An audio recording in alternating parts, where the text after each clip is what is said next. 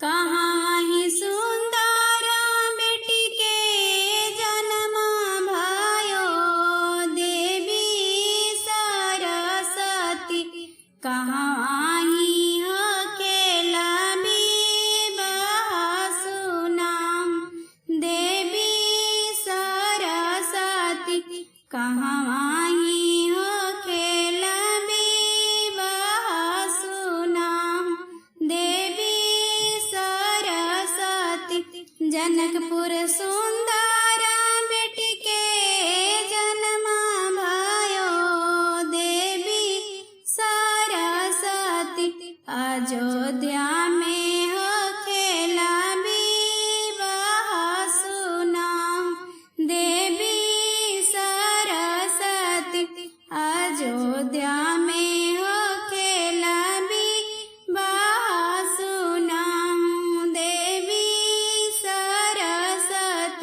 बिगलन काउना दुल्हा बिरवा 50, देवी सरस्वती लेहना सुंदर सुभवा आचरा पसार। देवी सरस्वती लेहना दुलराई 3 सुभवा आचरा पसार। देवी इतना बचन जाबा सुनलन सुंदर सुभवा सरस्वती, झट सीनाया चरा लिहले हटाई। देवी सरस्वती झट सीनाया चरा लिहले हटाई। देवी सरस्वती के करी गुमाने सुबवा मुखऊ ना बोले।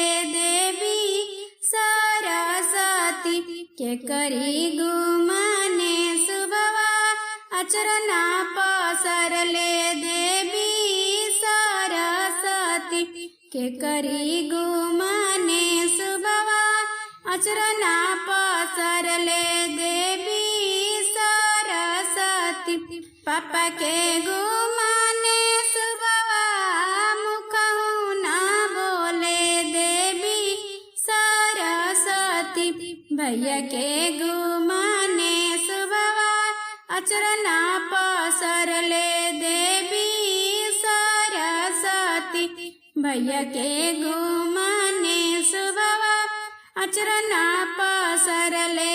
देवी सरस्वती चल चल सुभावा हो हमरो के देसे। देवी सरस्वती उहवे निकालब पप्पा के दुलरवा सुनाऊं। देवी सरस्वती उहवे निकालब भैया के दुलरवा सुनाऊं। देवी सरस्वती कहाँ वहीं सुंदर बेटी के जन्म भयो, देवी सरस्वती कहाँ